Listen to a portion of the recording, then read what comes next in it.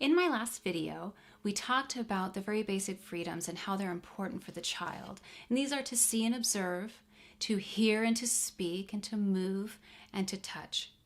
Now, as the child interacts with its environment or the people in the environment, they're going to experience natural consequences. Natural consequences help to inform the child's choices later on.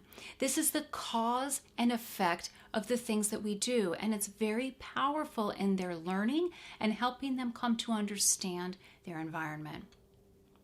A very simple example of a natural consequence would be a child jumping into a puddle and a splash of water getting their pants wet.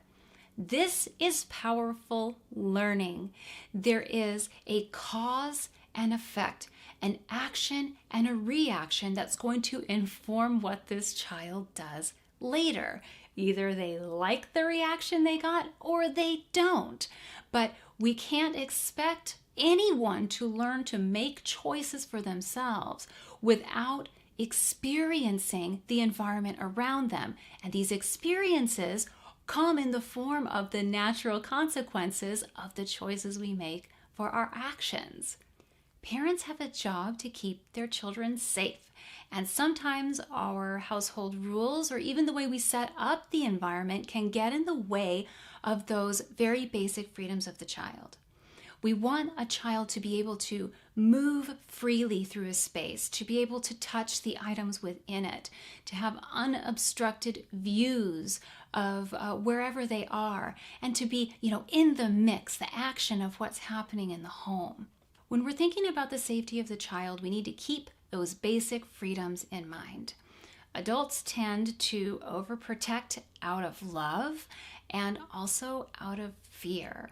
So we need to keep this in mind. And how do we keep the child safe while still honoring those freedoms in the home? And this really is the big question, and one that I can't necessarily answer for you because it's so individual as it applies to your specific situation in your home.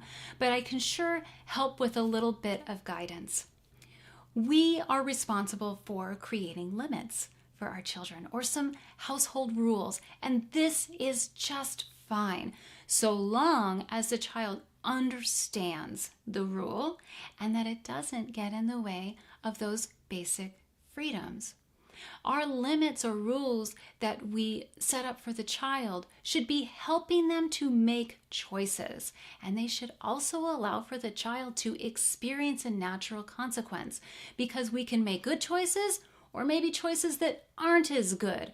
But when we make a choice that might not be as good, that consequence is going to reinforce that so we can make a different choice later. So I want to give you a couple examples of some limits for safety specifically that would be appropriate, and then how the child would learn from them. The first would be no running in the house. Well, the child has a choice to run or not to run. If they run, the odds are at some point they're going to trip and fall, and that hurts. That is a natural consequence that will inform their choices later. Another might be to always hold dishes with two hands. There will be a time when a child chooses not to, and that plate might fall from their hand, shatter on the floor. That noise is very startling, and then there's a broken dish. This is a natural consequence that provides some powerful feedback.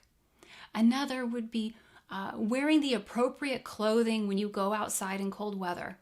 A child's going to choose to do that or not. And if they don't, they're going to go outside and get very, very cold, and then they have to come in.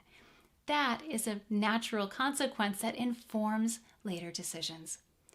We can have very appropriate limits, but the most important thing here is that we do not keep a child from experiencing a natural consequence. And sometimes it can be really hard as a parent to see your child make that choice that is not going to end well.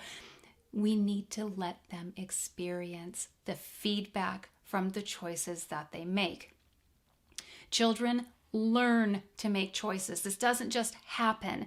And they can't learn to make good choices unless they have the experience of that feedback from a natural consequence. It could be positive, or maybe it could be negative.